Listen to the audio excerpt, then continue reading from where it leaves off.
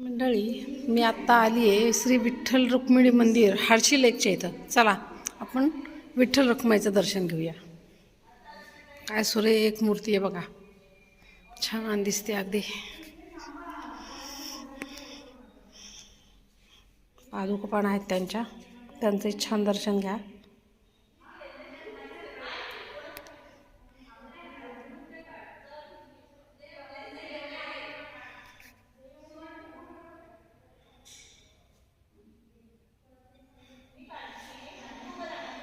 मंदिराचा परिसर अत्यंत भव्य आहे.